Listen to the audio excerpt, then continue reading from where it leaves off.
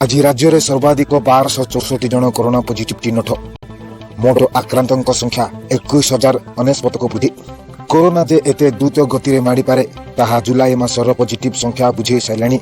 आकलन ठारू आहरी भयानक रूप नेबारे लागिछि एही मारात्मक महामारी। कोरोना एबे पूरा शिखर रे भयंकर भावे डराइलानी। कोरोना गोटे पर गोटे मुंड नौथिबारु सरकार भी एबे चिंतारे। आज राज्य में 27 जिल्लारू रेकर्ड संख्यक 1264 जन नुआ आक्रांत चिन्हट होइछन्ति।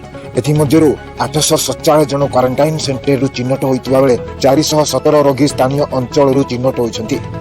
एहाकु मिसे राज्य में मोट कोरोना संक्रमितों संख्या 21,099 को वृद्धि करिछि। एने सूचना और लोक संपर्क विभाग पक्षरु सूचना प्रदान करा जाइछि। आक्रांतों मध्यरु गंजाम जिल्लारो सर्वाधिक 540 जन पॉजिटिव चिन्हट होइछन्ति। सेहिपरि खोर्धारु 137, रायगड़ारु 84, गजपतिरु 74, नयागढ़ 61, सुंदरगढ़ 60, कटक 47, भद्रक 30, कंधमाल 29, कोरापुट 27, केउझर 25, बरगढ़ 24, पुरी 22, संबलपुर 20, ढेंकानाल 6, जाजपुर 17, मयूरभंज 15, बालेश्वर 9, केन्द्रापड़ा 8, अनुगुल और कलाहांडी 7 जन लेखाएं। सेहिपरि जगतसिंहपुर और नवरंगपुर जिल्लार 4 जन लेखाएं, झारसुगुड़ा 3 जन, बौद्धर 2, बलांगीर और नुआपड़ार जन लेखे आक्रांत चिन्हट होइछन्ति। अन्यपटे ओडिशा रे आउ 6 जनक मुंड नेला कोरोना।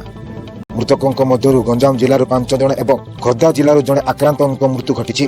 फल राज्य में कोरोना मृत संख्या 114 को वृद्धि पाई। सेहिपरि आज गोटे दिन में देश में 45,720 नुआ मामला सामना को आसी। सेहिपरि गोटे दिन में देश में 1129 जनकर मृत्यु घटी। एने स्वास्थ्य मंत्रालय पक्षरु सूचना दी जाइछि।